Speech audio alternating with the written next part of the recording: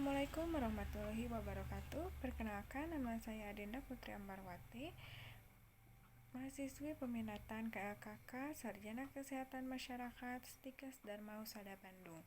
Di sini saya akan mempresentasikan mengenai pengelolaan sampah domestik rumah sakit.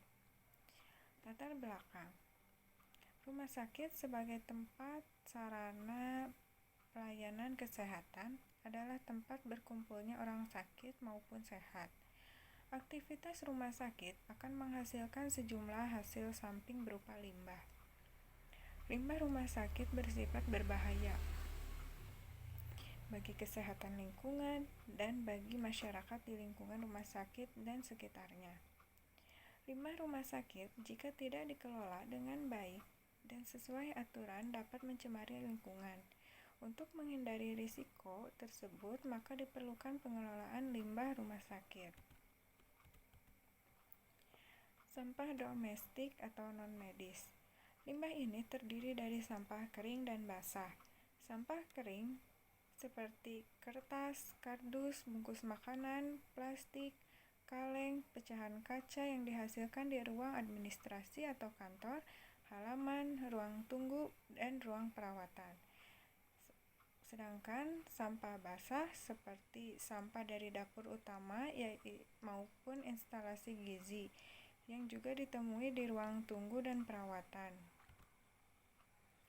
Pengelolaan sampah domestik atau non-medis. Untuk pengelolaan sampah non-medis dipisahkan dari sampah medis, yaitu dengan menggunakan kantong-kantong plastik yang disediakan di dalam penampungan berupa tempat sampah yang diletakkan di tiap-tiap unit dengan bentuk, ukuran, dan jumlah yang disesuaikan dengan jenis dan jumlah sampah serta kondisi setempat. Kriteria alat penampung sampah antara lain bahan tidak mudah berkarat, kedap air terutama untuk menampung sampah basah, bertutup rapat, mudah dibersihkan, mudah dikosongkan atau diangkut, tidak menimbulkan bising, tahan terhadap benda tajam dan runcing. Pengangkutan sampah dimulai dengan pengosongan bak sampah di setiap unit dan diangkut ke pengumpulan lokal atau ke tempat pemusnahan. Alat pengangkutan sampah di rumah sakit dapat berupa gerobak atau troli dan kereta yang harus memenuhi syarat yang ditetapkan oleh Departemen Kesehatan Republik Indonesia. Untuk pembuangan sampah non-medis atau biasa disebut sampah domestik, diperlukan suatu konstruksi tempat pengumpulan sampah sementara yang terbuat dari dinding semen atau dengan kontainer logam yang sesuai dengan persyaratan umum yaitu kedap air, mudah dibersihkan, dan bertutup rapat. Ukuran hendaknya tidak terlalu besar sehingga mudah dikosongkan.